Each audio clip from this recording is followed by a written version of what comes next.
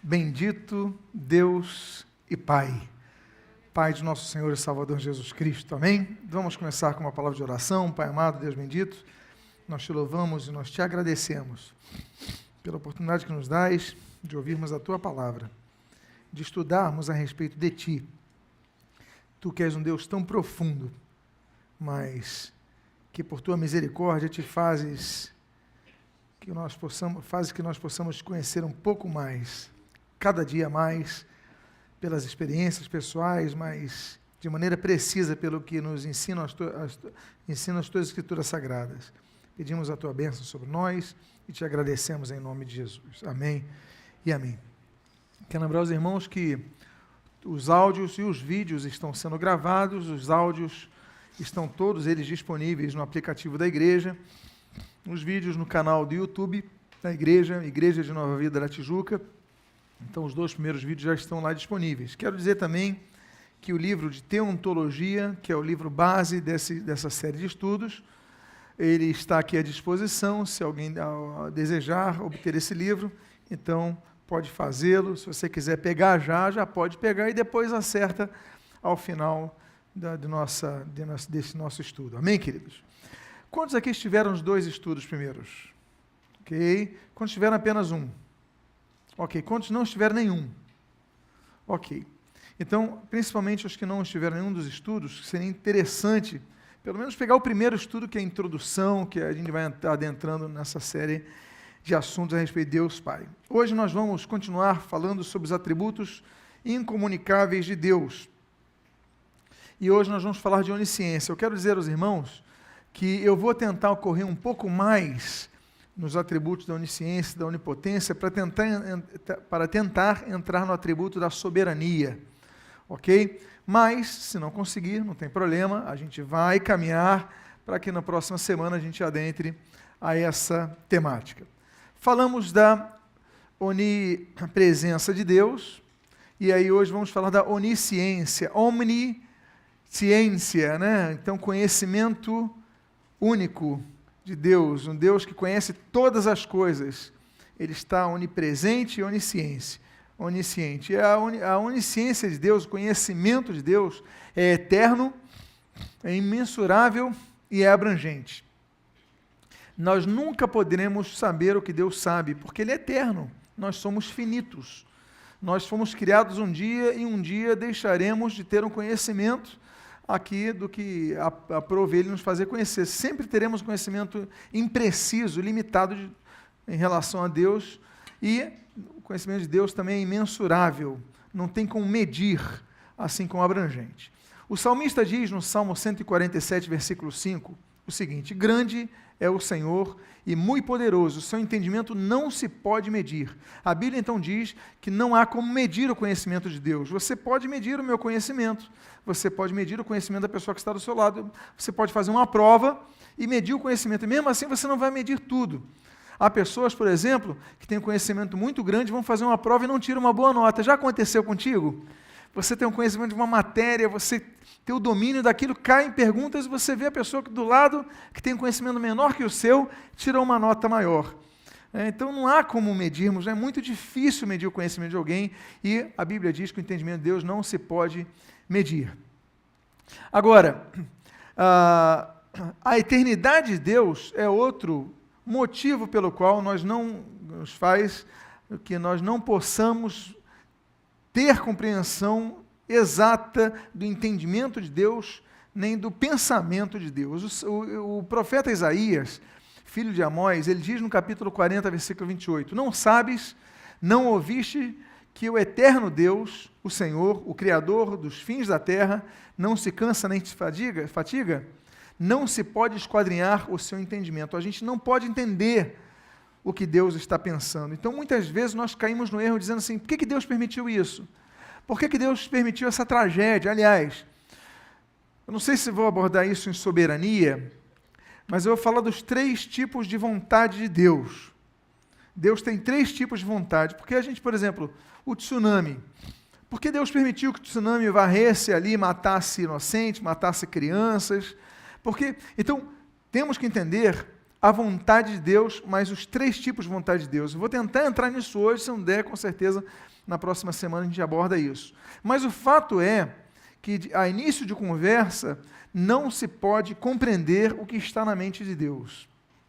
Pois bem, a Bíblia diz no livro de Jeremias, o profeta de Anatote, capítulo 10, versículo 12, o seguinte: o Senhor fez a terra pelo seu poder, estabeleceu o mundo por sua sabedoria, e com a sua inteligência estendeu os céus. A Bíblia, então, assegura que Deus é um Deus inteligente, ou seja, a lógica na formação de tudo, a lógica na criação, não foi o acaso. Algumas pessoas dizem, foi o acaso. Não foi o acaso. Quando Deus criou todas as coisas, quando houve aquela explosão inicial, aquele Big Bang, né, haja luz, então começou a ir luz, começou a explodir, a matéria começou a se expandir, e a massa começou a se juntar, os planetas começaram a ser elaborados, as estrelas, os sóis que tem por essa extensão do universo foram sendo criados, então o universo foi se expandindo, eu já falei sobre isso, Einstein vai falar sobre isso, né? Então, mas tudo isso foi baseado na inteligência de Deus, como diz aí o profeta de Anatote, Jeremias. Pois bem, a inteligência de Deus, o conhecimento de Deus, a onisciência divina, ela é atemporal, ainda que nós possamos entender que ela é presciente por ser atemporal. Volto a dizer, nosso problema é a temporalidade, nós vivemos numa dimensão de tempo e espaço, Deus não. Deus está além do tempo, Deus não está aquém do tempo, Ele está além do tempo. Então, por isso, Ele não olha o presente como nós olhamos, Ele não olha o passado como nós olhamos, porque para nós temos conhecimento do passado, pela experiência, pela observação, e nós temos o conhecimento do presente, pela experiência da atualidade, mas nós não temos o conhecimento do futuro, nós temos perspectivas do futuro, nós temos previsões do futuro, nós temos pelo nosso intelecto uma lógica do que pode acontecer no futuro. Por exemplo, eu vou plantar uma semente de goiaba, na minha concepção, no meu entendimento, daqui a alguns meses, aquela planta vai crescer e depois vai me dar goiaba. Eu tenho uma perspectiva, ela pode não se cumprir, mas é uma perspectiva lógica. Deus não tem perspectivas nesse sentido. Por quê? Porque Deus, Ele é presciente, ou seja, pré-ciente. Ele tem conhecimento do que vai acontecer, porque Ele não é atemporal. Para Deus, então, presente, passado e futuro são a mesma coisa. É como se tiver, por exemplo, vou dar um exemplo para vocês. Se eu dissesse para vocês que a seleção brasileira de futebol, ou se não que o Barcelona, ou qualquer time espetacular fosse jogar um jogo, ter um jogo contra o time do teu bairro, sendo que as pessoas do teu time, metade são mancas e metade são cegas. O jogo vai acontecer amanhã. Você pode já ver o futuro disso? Você tem uma perspectiva muito clara, apesar que você não possa assegurar, mas pela lógica, o Barcelona vai ganhar desse time. Pois bem, para Deus é isso. Ele já vê tudo como se fosse num quadro colado, passado, presente e futuro. E como se ele estivesse de frente para esse lado. Ele já vê tudo, ele já percebe tudo, então ele já sabe o que vai acontecer amanhã. Nós não, ele sim. Então, essa presciência é algo que só ele tem. E depois nós vamos falar da questão da profecia, né? As percepções do que é profecia. Então, muitas vezes, Deus revela o que vai acontecer no futuro, mas deu outro caso para outro estudo. Mas, então, os nossos estados temporais, por exemplo, não nos permitem compreender o que é presciência, mas nós temos uma percepção do que é uma presciência quando nós antevemos, como o caso desse Barcelona e o time do teu prédio, por exemplo, temos uma perspectiva do que possa acontecer. Deus vê isso claramente. Isaías, mais uma vez citando o profeta Isaías, diz no capítulo 46, versículo 9 e 10, lembrai-vos das coisas passadas da antiguidade, que eu sou Deus e não há outro, eu sou Deus e não há outro semelhante a mim, que desde o princípio anuncio o que há de acontecer, e desde a antiguidade as coisas que ainda não sucederam. Ou seja, Deus, desde a antiguidade, no passado, já avisa por Isaías coisas que ainda não aconteceram. Por que ele avisa coisas que não aconteceram? Porque ele já vê. Ele é onisciente. Ele já tem percepção dos fatos que ainda não aconteceram. Agora, ele pode anunciar a determinadas pessoas, como no caso dos escritores sagrados, eventos do futuro, com objetivos claros. Um deles, por exemplo, é para que decidam ou não ações que devem tomar. Por exemplo, Deus vai anunciar para Noé, olha, Noé, vai cair água na terra, vai inundar tudo, as pessoas vão se afogar, quem entrar na arca vai ser salvo. Então ele dá um prazo para Noé construir a arca e para Noé pregar o arrependimento e tudo mais. Ele anuncia o futuro e o objetivo, que a humanidade tome uma decisão. Então, um dos objetivos da profecia é que as pessoas, diante da previsão, tomem uma decisão a tomar. E outro caso, por exemplo, é quando Deus traz consolo ao que vai acontecer. Muitas vezes Deus vai trazer juízo, mas traz consolo sobre o que vai acontecer. Pois bem, Deus pode antecipar o anúncio de eventos futuros. Já falei sobre isso, já falei o caso de Noé, mas nós temos dois casos interessantes aqui. Um deles, quando Deus vai anunciar um evento futuro, isso não anula no homem o seu livre-arbítrio de decidir agir diante da revelação do futuro. Ou seja, Deus revela, vai acontecer alguma coisa, mas essa revelação não anula o livre-arbítrio da pessoa. Ela pode agir, por exemplo, positivamente ao que Deus está falando. Nós temos, por exemplo, esse caso de 1 Samuel 23, versículos 10, 12 e 13. Eu sei que a letra ficou pequena aí, mas eu vou ler aqui. Orou Davi, ó Senhor Deus de Israel, teu servo ouviu que Saul de fato procura vir a Keila, para destruir a cidade por causa de mim. Perguntou-lhe Davi, então Davi vai fazer uma pergunta, olha só a pergunta de Davi. Entregar-me-ão os homens de Keila a mim e aos meus servos nas mãos de Saul? Aí responde Deus, entregarão. Então, se dispôs Davi com seus homens, uns 600, saíram de Keila e se foram sem rumo certo. Sendo anunciado a Saul que Davi fugira de Keila, cessou de persegui-lo. Então Davi fez uma pergunta objetiva, Deus, lá em Keila, vão vir pegar a gente? Deus falou, vão. Então tá bom, então vou sair. Ou seja, Deus anunciou para Davi, objetivamente, um fato futuro, e Davi tomou uma decisão diante disso. Então, se eles vão me pegar aqui, eu vou fugir. Davi foge. Ele responde positivamente a seu livre-arbítrio, ao anúncio de um evento futuro. Agora, nós também, e o homem também, tem livre-arbítrio para decidir não agir diante da revelação de conhecimento presciente do futuro. Por exemplo, Jeremias capítulo 38, versículos 17 a 18, e o capítulo 39, do versículo 1 a 8, o texto é longo, mas você vai perceber que vai acontecer algo diferente do que nós lemos em relação a Davi.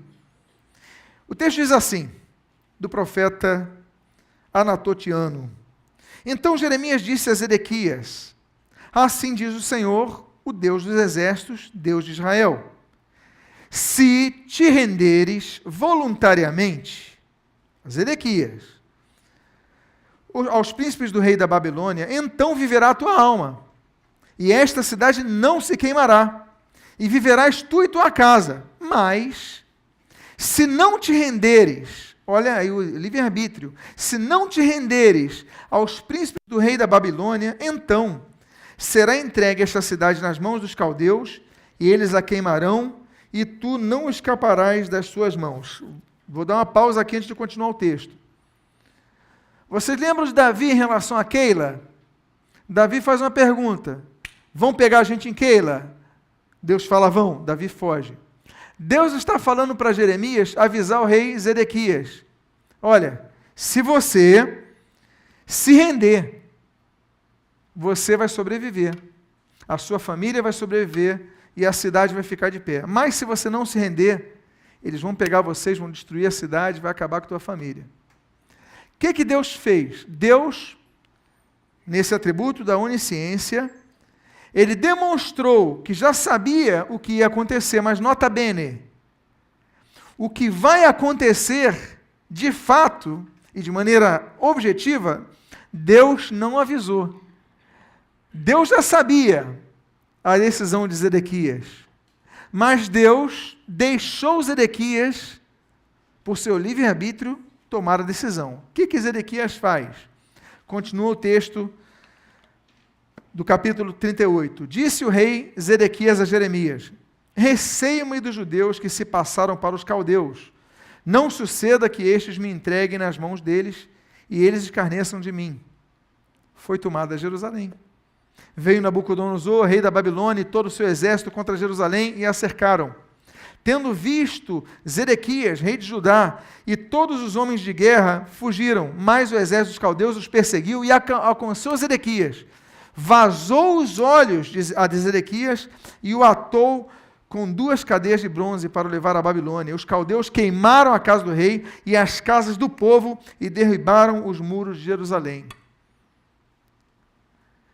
Um homem tinha o poder de evitar a destruição de uma cidade.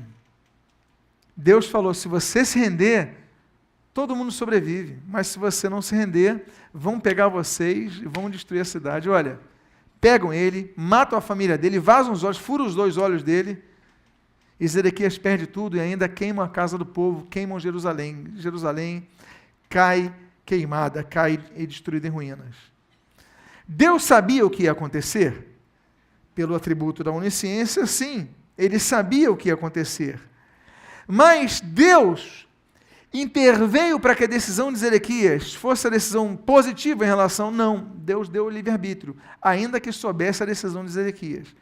Então, a presciência de Deus, que é, digamos, um braço que caracteriza a sua onisciência, não faz com que o homem seja autômato, no sentido de decidir o que Deus quer que decida, ainda que Deus possa fazer isso, como nós analisamos. Depois vamos ver isso sobre soberania, que é o próximo atributo incomunicável. A ciência, o conhecimento de Deus também é perfeito e sábio.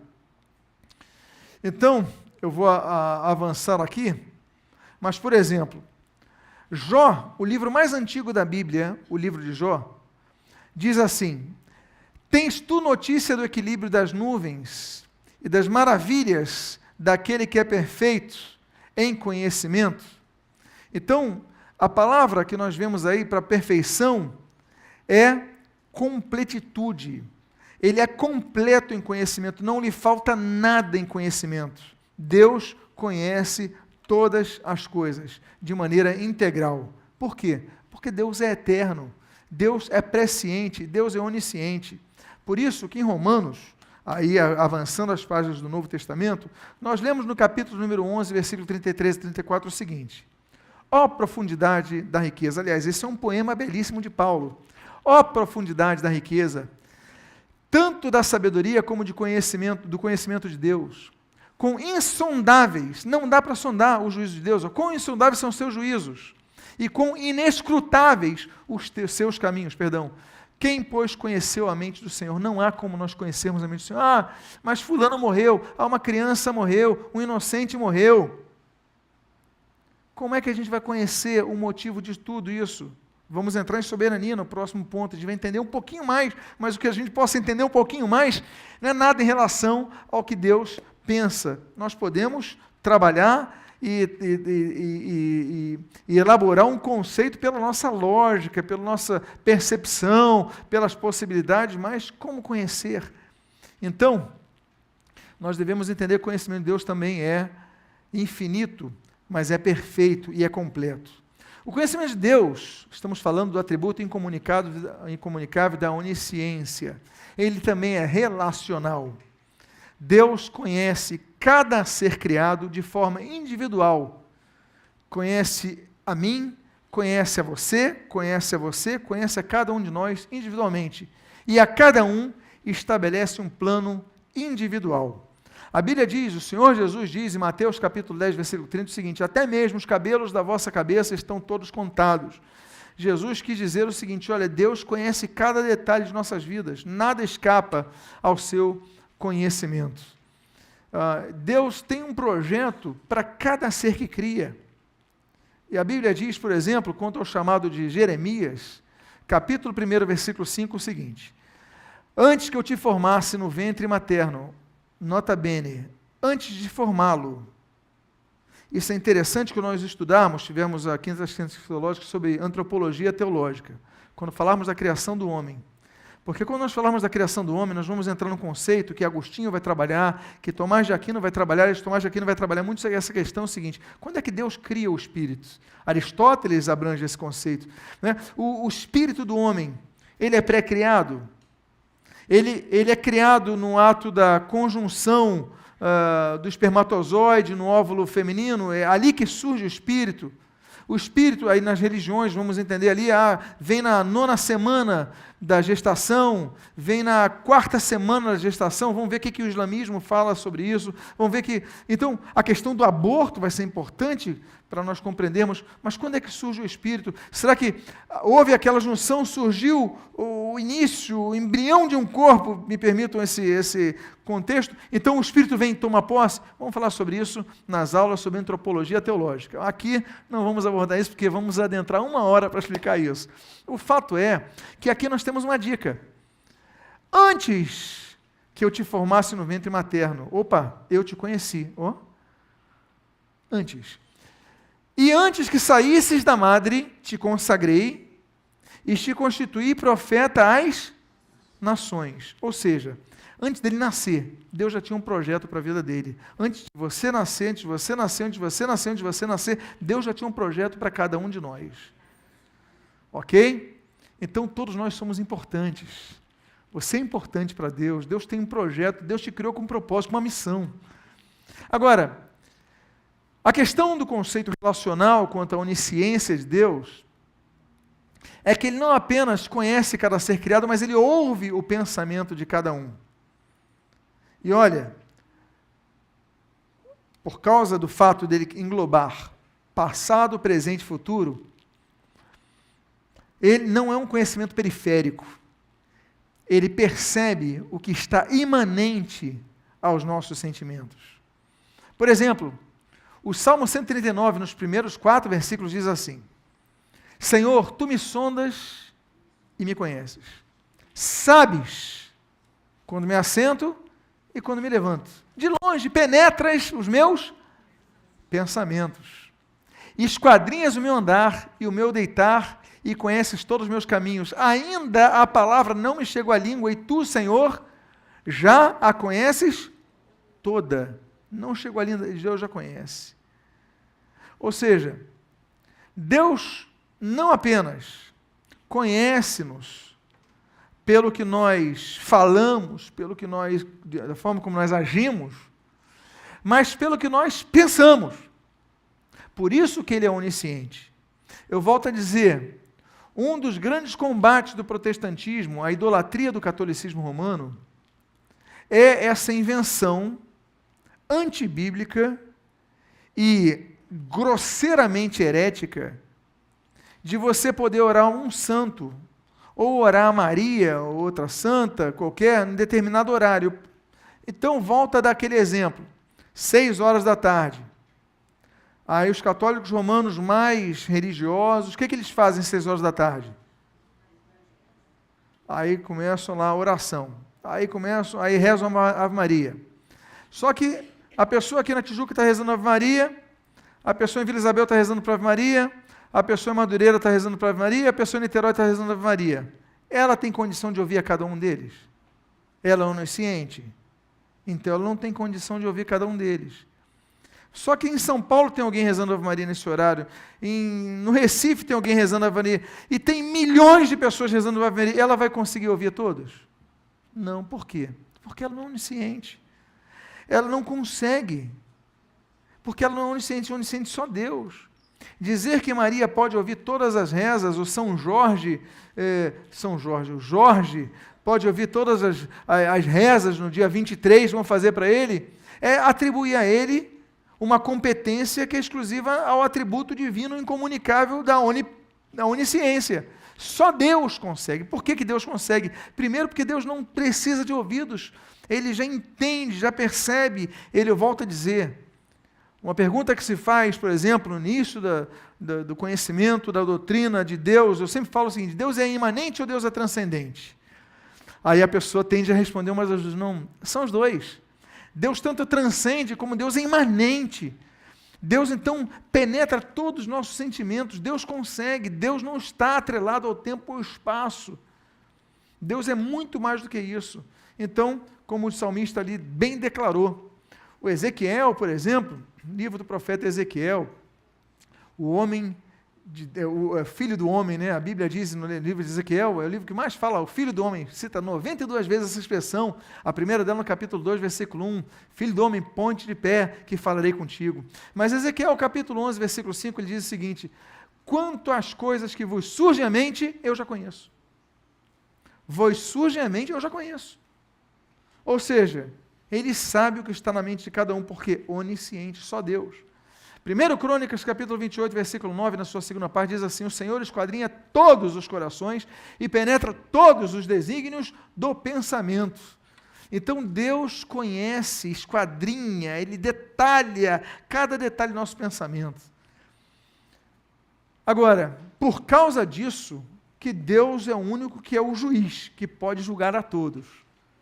Porque nós pensamos que nós somos juízes, mas nós somos juízes tão fracos, porque nós julgamos pelo que nós vemos, nós julgamos pelo que nós ouvimos, dos testemunhos, do que alguns falam. Precisamos de fatos, precisamos de provas para julgar, ou julgamos pelos nossos preconceitos, mas daquilo que nós percebemos. Deus não.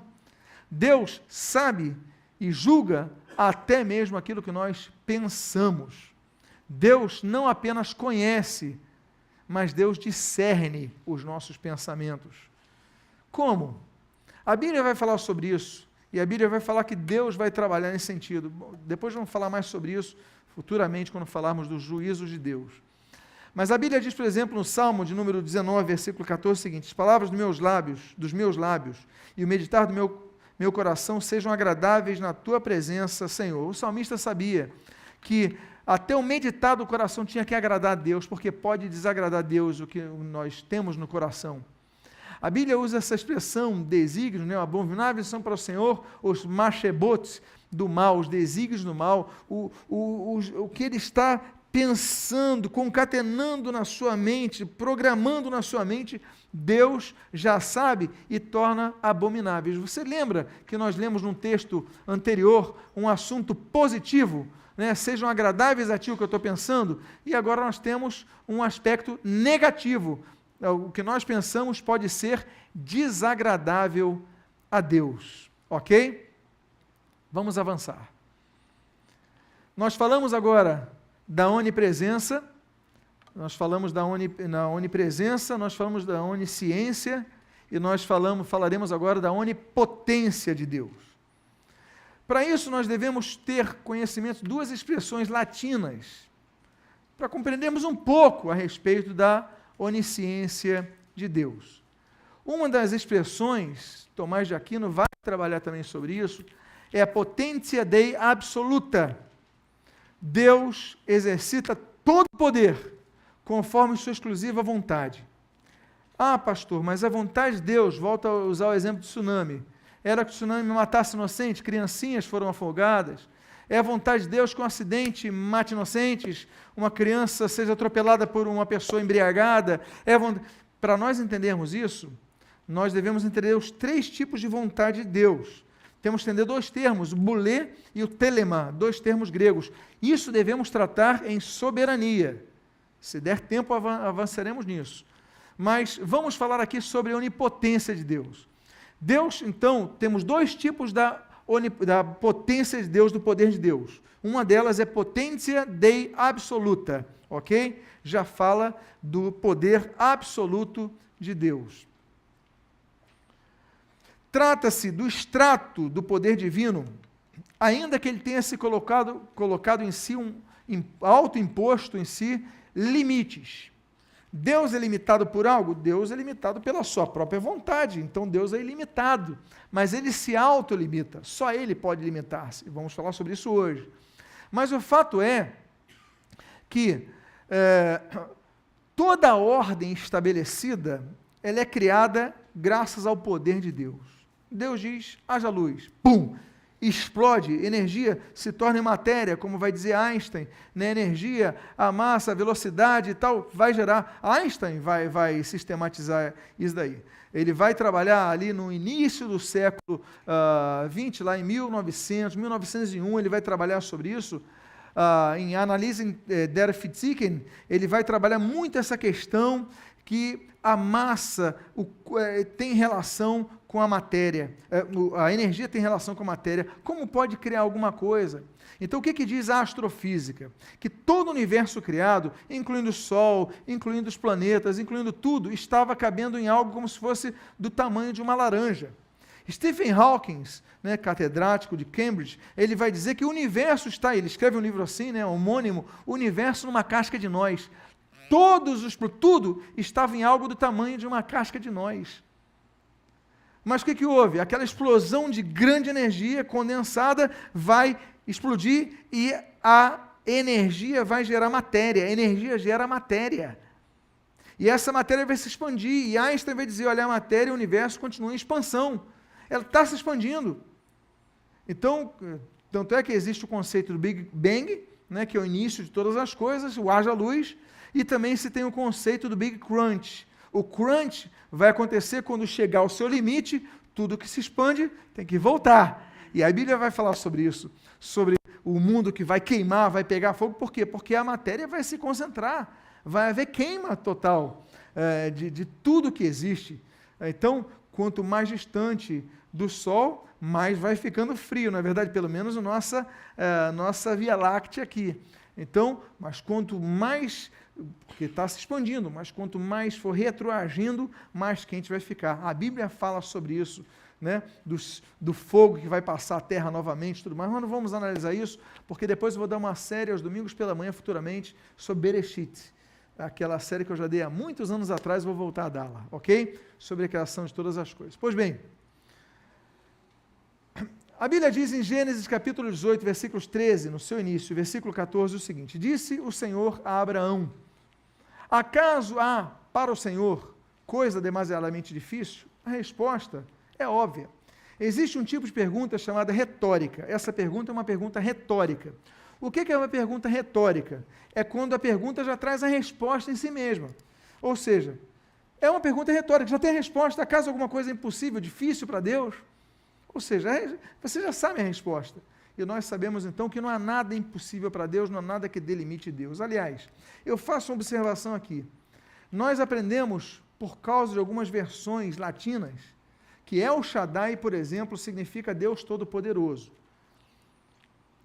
Por que diz isso? Porque algumas Bíblias anteriores, antigas, colocam El Shaddai como Deus, El Shaddai, e colocam como Todo-Poderoso. Bom, já começa um pouco de dificuldade nesse sentido. Por quê? Porque não é todo-poderoso. Isso é uma interpretação hermenêutica do texto. Shad significa seio. Shaddai, seios. El Shaddai, literalmente, seria uma tradução para Deus dos seios. Ou seja, o Deus que amamenta a todos, o Deus que alimenta a todos. E quem alimenta, quem amamenta, tem controle, tem influência, tem poder. Então, uma tradução mais precisa em termos etimológicos seria o Deus que sustenta todas as coisas, que alimenta, que controla, que governa. E aí, hermenêutica, então a interpretação, ela dá o título. Se ele faz tudo isso, então ele tem todo o poder sobre essas pessoas, é o Deus Todo-Poderoso. Bom, vamos para frente, porque não nos compete entrar nesse assunto agora. Agora, Deus, então, potente e absoluta, é porque ele tem poder, inclusive, para criar ex nihilo todas as coisas, ou seja, desde o nada. Ex nihilo significa exatamente isso. Ou seja, antes dele criar o universo, nada existia, somente Deus. Detalhe, o universo, ele é criado a partir do momento que se exerce e executa a vontade de Deus. Haja luz, e houve luz. Eu faço uma pergunta, como é que pode Deus falar haja luz no primeiro dia, se o sol só surge no quarto dia? Havia luz antes do sol? A outra questão é, como houve dia primeiro, houve dia segundo, houve dia terceiro, se nós só conseguimos medir o tempo por causa do sol? A gente só sabe o que é um dia por causa do sol, não é verdade? O movimento de rotação da Terra ao redor do Sol, a Terra vai girar em 24 horas, fazer a sua rotação, e vai ter 365 anos praticamente para rodear. Agora, isso, 24 horas na Terra, por causa do Sol. O Sol só surge no quarto dia. Não tem como medir o tempo. E antes do primeiro dia do haja luz, havia tempo? Não havia tempo. Não havia tempo, não havia como precisar o tempo. Vamos trabalhar isso em Bereshit. Mas o fato é que na nossa percepção de terráqueos, porque a gente só pode medir o tempo assim, 24 horas, sabemos que somos terrenos, somos terráqueos. Então, nós podemos medir. Agora, se nós morássemos em Saturno, como é que seria o nosso relógio? Seria diferente. Não teria um relógio de 24 horas. O nosso ano não teria 365 dias. Duraria muito mais. Mas aqui na Terra, nós medimos assim. Deus, então, antes de criar o universo, só Ele existia. Vamos avançar aqui. A Bíblia diz em Hebreus capítulo 1, versículo 3, o seguinte: pela fé, entendemos que foi o universo formado pela palavra de Deus, de maneira que o visível veio existir das coisas que não aparecem. Volta a dizer e a colocar aquela perspectiva de Einstein. Energia vai se transformar em matéria. Olha o que diz o texto aí. Parece que Einstein lia o Antigo Testamento. Existe um autor, um rabino, chamado Isaac Luria, que ele vai falar sobre esse conceito também, né, do vácuo, mas não falando do Luria, falando desse texto. O visível, olha que texto de física. O visível vê existir das coisas que não aparecem, ou seja, a massa, a matéria, surge da energia, porque a energia não aparece. Aí, nós vemos mais uma vez a Bíblia confirmando a ciência tendo que bater palma para a Bíblia, porque a Bíblia já falava sobre isso. Jeremias, no capítulo 32, versículo 17, vai dizer o seguinte: Ah, Senhor Deus, eis que fizeste os céus e a terra com teu grande poder e com teu braço estendido. Coisa alguma te é demasiadamente maravilhosa. Então Jeremias fala mais uma vez que Deus, pelo seu poder, cria todas as coisas. Agora, Deus não cria apenas os elementos inanimados, o planeta, o fogo, que na verdade é gás, é o gás hélio e tudo mais, a questão do nitrogênio. Não, Deus cria também os seres terrenos e os angelicais. A Bíblia diz no livro de Salmo, capítulo 33, versículo 6 e versículo 9, diz assim: os céus por sua palavra se fizeram, por sua palavra. Volta aquele texto do haja luz, lá de Gênesis 1, o salmista reforça: os céus pela sua palavra se fizeram, e pelo sopro de sua boca o exército deles. É um dos nomes que nós atribuímos aos anjos. A Bíblia atribui aos anjos, pois ele falou e tudo se fez, ele ordenou e tudo passou a existir. Então, as criaturas, os seres animados, o ânima, os que têm alma, eles foram criados por Deus. Ainda, devemos então compreender o seguinte: primeiro, o universo continua em expansão. Segundo, nós não conhecemos tudo que Deus criou. Por exemplo, há poucos anos atrás, nós não conhecíamos algumas espécies de répteis que foram encontrados na África, alguns tipos de mamíferos que foram encontrados no Amazonas, alguns tipos de aves que foram encontrados na Oceania. Mas alguém descobre, anota e, existe isso, mas já existia antes. Porque nós vamos conhecendo as coisas aos poucos, mas Deus já criou isso antes. Por exemplo, há algumas centenas de anos atrás, pouco tempo, se cria que a Terra era quadrada, ou depois que a Terra era redonda, mas era plana. Então, depois nós viemos descobrir que não era assim. Aí vamos descobrir que a coisa é maior. Por quê? Porque nosso conhecimento vai vindo aos pouquinhos. Deus já tinha criado, mas nós viemos conhecer depois. Então,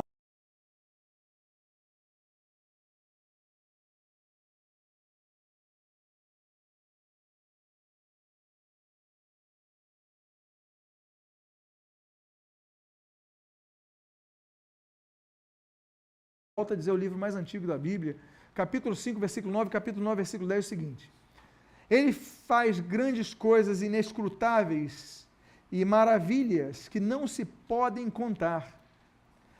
Quem faz grandes coisas que não se podem esquadrinhar e maravilhas tais que não se podem contar. Jó já disse tudo. O livro de Jó já diz tudo. Ou seja, Deus fez coisas que não pode contar, não podemos. A gente vai descobrindo aos pouquinhos. Agora, vocês lembram que eu falei dos dois termos latinos? Um era potentia Dei absoluta, lembram dele? Agora o outro é esse que está aí, potentia Dei ordinata.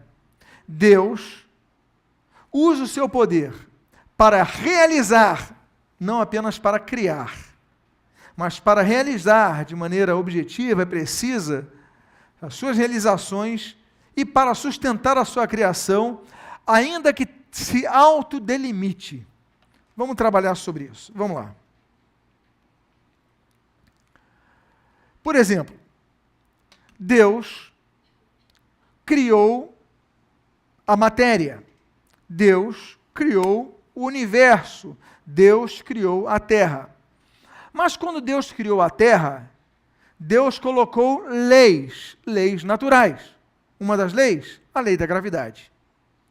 Deus colocou uma lei da gravidade que faz com que, por exemplo, se eu pular de um prédio mais alto do Rio de Janeiro ao chão, eu me consagro, estou em jejum, leio a Bíblia, mas me jogo do último andar do edifício central aqui no centro do Rio. O que vai acontecer comigo? Você tem certeza? Estou falando que eu estou em jejum, leio a Bíblia e oro. Tem certeza que eu vou cair no chão? Você não tem fé nenhuma em mim, não é? Pois é. Por que eu vou me estabacar? Por causa de uma lei que Deus criou. A lei da gravidade. Ele não me deu asas. Eu não posso usar do atrito da massa contra o ar, não posso. Eu vou cair e vou acabar com minha vida nessa peregrinação terrena. Pois bem, acabou. Lei da gravidade. Se eu for e sair da camada atmosférica, e eu vou para o espaço sideral e não uso um equipamento, o que vai acontecer comigo? Eu também vou deixar de ter uma existência biológica. Por quê? Porque meu pulmão, porque as minhas células não são preparadas para lidar com aquele ambiente hostil. Portanto, tem leis não escritas, leis da natureza que Deus criou. Então, o que Deus fez? Deus colocou ordem na sua criação. Deus colocou ordem para não haver caos na criação. Ok? Então, Deus salva intervenções extemporâneas que acontecem para satisfazer uma de suas três vontades, que nós vamos analisar quando falarmos sobre soberania. Fora isso, Deus colocou ordem. A sua potência, a sua onipotência, ela respeita essa ordem. Então a gente volta a dizer, por exemplo, algumas questões que acontecem na humanidade. Por exemplo, da não interveniência divina. Então por que morrem as criancinhas? Porque existem leis naturais. Por exemplo, se eu tiver uma fissura no fundo do oceano, existem as placas tectônicas, e entre elas há fissuras. Se houver um estremecimento, vai haver uma projeção na água que vai levar a água para os outros lados. Planeta, lei natural. Deus pode intervir e salvar alguém? Pode. Agora, se ele decidir não intervir, é a natureza. Se um vulcão explode, é a natureza. Agora, os fatos humanos, os atos humanos. Se eu decidir lançar uma bomba de gás sarin contra uma população, vão morrer apenas os maus? Vão morrer os inocentes também? Vão morrer por uma decisão minha, um ato meu. Deus pode intervir e salvar alguém? Volto a dizer, intervenções extemporâneas. Mas se Deus decidir não intervir, potentia Dei ordinata, ele tem poder, mas pode não intervir. Por quê? Porque ele colocou leis da semeadura segundo a colheita, dos atos e suas consequências, e leis naturais. Pois bem, Agora, há intervenções de Deus sobre a ordem imposta à natureza. Volto a dizer, então Deus pode intervir. Pode. Quando quer, Ele pode. Por exemplo, no livro de Salmo, capítulo número 7, esse hino diz no versículo 26 e 29 o seguinte: pois Ele falou e fez levantar o vento tempestuoso, que levou as ondas no mar, fez cessar a tormenta e as ondas se acalmaram. Vocês lembram de Jesus mandando a tempestade acalmar? Intervenção na natureza. Deus pode intervir. Agora, Ele faz isso sempre. Jesus fez quantas vezes isso? Quantas vezes Jesus ressuscitou um morto? Jesus podia ressuscitar todo enfermo que morresse, mas quantas vezes Ele ressuscita o morto?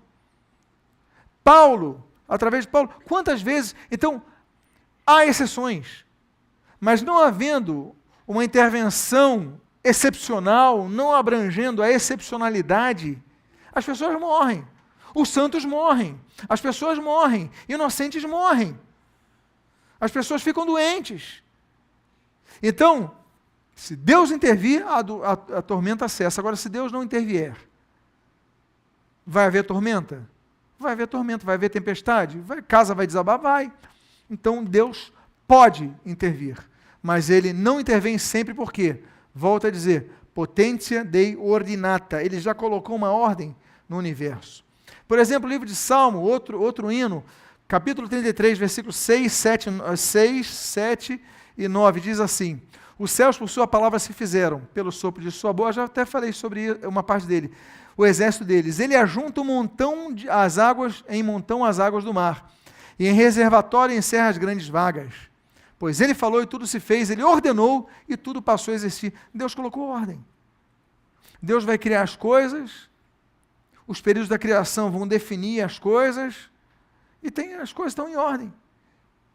Você sabia, por exemplo, que a Pangeia, né, nós sabemos, por exemplo, se você olhar um mapa da Terra, você sabe que a costa brasileira se encaixa, por exemplo, na costa africana. Vocês já fizeram essa montagem? Né, a Europa se encaixa na Flórida, ali, não é verdade? Por quê? Porque era tudo um continente só. Wegener chamou esse continente de Pangeia. Né? Ges, terra, pan, tudo. Ou seja, Pangeia, toda a terra numa massa só. Só que vão passando os milhões e milhões e milhões de anos, a Terra vai se separando, os continentes vão se separando. Você sabia que os continentes continuam se separando ainda hoje? É uma coisa ínfima, é uma coisa de 1 centímetro a cada não sei quanto tempo. Mas ela continua se separando. Isso é provado. Agora, Deus colocou ordem na Terra. Ele pode intervir e fazer? Pode. Ele pode fazer a Terra deixar de girar? Pode, mas Ele não vai fazer isso daí. Ele pode deixar com que os planetas deixem de girar? Ele pode. Ele pode? Pode ou não pode? Agora Ele vai fazer isso porque Ele colocou uma ordem. Potência, então nós temos que entender essas coisas. Tem a potência Dei absoluta, mas tem a potência Dei ordinata. Ele coloca ordem nas coisas. Por exemplo, Deus pode intervir sobre a ordem imposta à experiência humana. Volta uma intervenção extemporânea. Por exemplo, Tiago, capítulo 4, versículo 13, 14 e 15, diz assim: atendei agora, vós que dizeis, hoje ou amanhã iremos para a cidade tal, e lá passaremos um ano, e negociaremos, e teremos lucros. Vós não sabeis o que sucederá amanhã, que é a vossa vida. Sois apenas como neblina que aparece por instante, e logo se dissipa. Em vez disso, devias dizer, se o Senhor quiser, não só viveremos, como também faremos isto ou aquilo. Por quê? Porque Deus pode intervir e mudar todos os nossos planos. Amanhã eu vou vender. Você pode não vender o que você queria vender amanhã. Deus pode intervir sobre a experiência humana. Deus pode intervir sobre a ordem que impôs aos anjos. Existem ordens nos seres angelicais, mas Deus pode intervir e mudar. Daniel, capítulo 4, versículo 35, na sua primeira parte, diz assim: segundo a sua vontade, Ele opera com o exército do céu e os moradores da terra. Não há quem lhe possa deter a mão, nem lhe dizer, que fazes? Ou seja, Ele opera com os moradores da terra e o exército do céu, os anjos. Não pode, se Ele mandar fazer, vai fazer, se Ele mandar acontecer, vai acontecer. Tanto é que quando Jesus, aquela oração que está em Mateus 6, é chamada oração, modelo e tudo mais, ele fala assim, olha, seja feita na terra, a tua vontade, seja feita na terra, assim como é feita nos céus. Ainda que no grego esteja o contrário. Não é verdade? Ela fala primeiro Uranus e depois ela fala da terra. Ou seja, primeiro os céus. Mas, independentemente disso, o que ele está querendo dizer é o seguinte, a sua vontade seja feita na terra, assim como é feita no céu. Assim como ele te obedece no céu, nós aqui na terra possamos te obedecer. Por quê? Porque é um exército de anjos leais. Aliás, fala nisso, eu vou pedir para pegar um livro que eu lancei, estou lançando hoje, chegou ontem aqui, mas já falo sobre isso. Por exemplo, Jó, Satanás reconhece esse poder de Deus. E Jó capítulo 1, versículo 12, Deus fala assim a Satanás, disse o Senhor a Satanás, eis que tudo quanto ele tem está em teu poder, somente contra ele não estendas a mão. E Satanás saiu da presença do Senhor. Ou seja, Satanás tem todo o poder? Tinha todo o poder sobre Jó? Não. Ele falou, ele está em teu poder, você só não pode estender a mão contra ele, tem que preservar a vida dele. Então Jó perde tudo, Jó fica doente, Jó fica um caco. Mas não podia tirar a vida dele, por quê? Porque todo o poder só está, aliás, concentrado em Deus. Por isso que ele é onipotente. Por exemplo, intervenções de Deus aí, de maneira mais genérica, sobre todas as coisas, 1 Crônicas 29, versículo 12, diz assim, teu, Senhor, é o poder, a grandeza, a honra, a vitória e a majestade. Porque teu é tudo quanto há nos céus e na terra. Teu, Senhor, é o reino, e tu te exaltaste por chefe sobre todos. Riquezas e glória vêm de ti, tu dominas sobre tudo, na tua mão há força e poder, contigo está o engrandecer e a tudo dar força. Quer dizer, Deus pode fazer o que ele quiser, intervier onde quiser, sobre quem quiser para mudar tudo. Então, volto a dizer, temos a potência Dei absoluta, poder completo de Deus, mas ele coloca autolimitações, potência Dei ordinata. Mas nessas limitações, ele não deixa de ter poder absoluto, ele pode intervir, ele pode mudar todas as coisas. Ordinata, a autodelimitação de sua onipotência. Deus pode todas as coisas, mas ele faz todas as coisas? Bom, a resposta é, se quiser, sim. Mas não tem exercido o seu poder absoluto em todas as coisas pela autodelimitação que a si próprio se impôs. Por exemplo, Deus não pode mentir, a Bíblia fala sobre isso. Então, Números 23, 19, Deus não é homem para que minta, nem filho de homem para que se arrependa. Dá um detalhe. Eu vou falar nesses estudos, eu creio que na semana que vem, sobre esse texto que parece incoerente. Porque esse texto diz assim, Deus não é filho de homem para que se arrependa, mas a Bíblia diz que Deus se arrependeu. A Bíblia diz que Deus se arrependeu uma vez. A Bíblia diz que Deus se arrependeu 2 vezes. A Bíblia diz que Deus se arrependeu 3 vezes. A Bíblia diz que Deus se arrependeu 4 vezes. A Bíblia diz textualmente, e Deus se arrependeu 5 vezes. A Bíblia diz que Deus se arrependeu 6 vezes. E a Bíblia diz que Deus se arrependeu 7 vezes. A Bíblia está errada? Será que a Bíblia se contradiz? Porque a Bíblia diz 7 vezes que Deus se arrependeu. E o texto bíblico está, Deus se arrependeu. Só que aqui Deus diz que Deus não se arrepende. Como diria o nosso poeta Carlos Drummond de Andrade, e agora, José? Quinta-feira que vem, a gente tira essa sua dúvida. Porque não vai dar tempo hoje. Ok? Mas enfim, Deus não pode mentir. Deus se colocou um limite, colocou um alto limite. Hebreus 6,18 diz, nos quais é impossível que Deus minta. Segunda autodelimitação, Deus não pode ser tentado a ninguém tentar. Ele tem poder, mas ele não tenta ninguém. Uma coisa é prova, outra coisa é tentação. Deus pode provar alguém? Pode. Deus pode tentar alguém? Não. Por quê? Porque a tentação visa fazer a pessoa cair. E a provação visa fazer a pessoa se aperfeiçoar. Ok? Deus sabe nossos limites, como diz o apóstolo Paulo. Vamos entrar nesse assunto.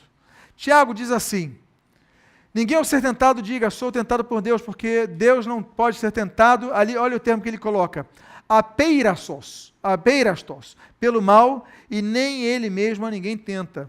Então, Deus não pode ser tentado. O termo grego apeirastos é oriundo do prefixo negativo a, geralmente quando tem a, é algo negativo na frente, e peirazo, que significa teste. Ou seja, Deus não vai testar, porque em alguns casos também significa seduzir. E Deus não vai procurar derrubar ninguém, ok? Então, é esse sentido. Pois bem, vamos avançar. É isso, eu vou trabalhar em soberania, né? Quando Deus endurece quem quer, como Deus endureceu o coração de Faraó. Por que ele endurece o coração de Faraó? Por exemplo, Romanos 9, 17 a 18 diz assim, porque a Escritura diz a Faraó, para isto mesmo te levantei, para mostrar em ti o meu poder e para que o meu nome seja anunciado por toda a terra.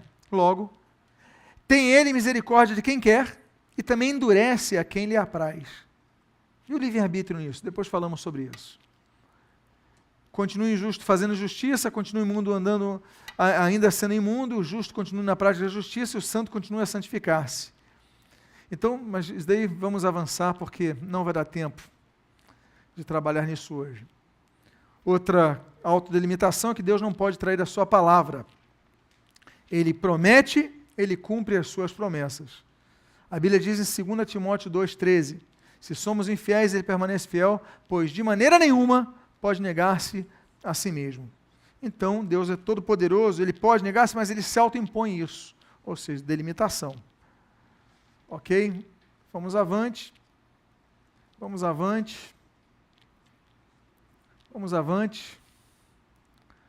Quarta autolimitação. Deus não executa seu juízo contra a humanidade sem antes alertá-la sobre o mesmo, sobre esse juízo.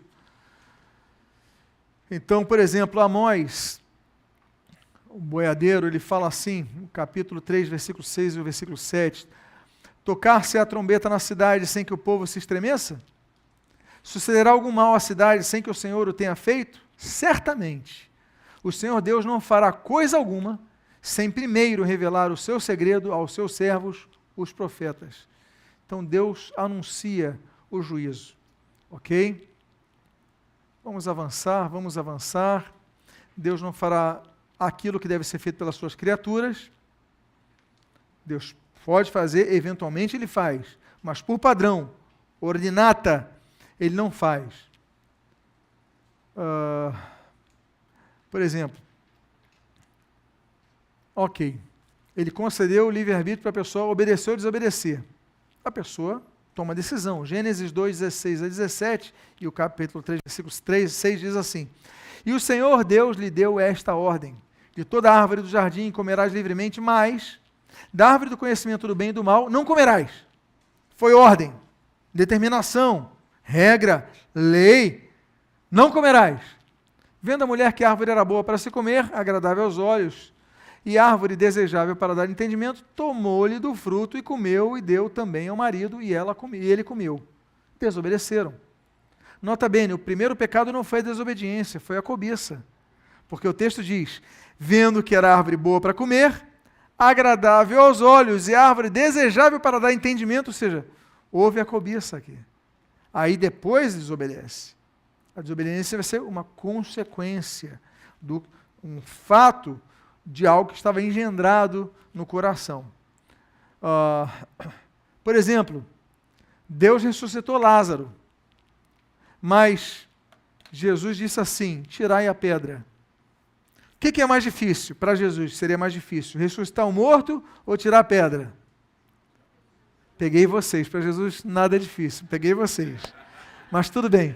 Para mim, seria, na minha lógica, o quê?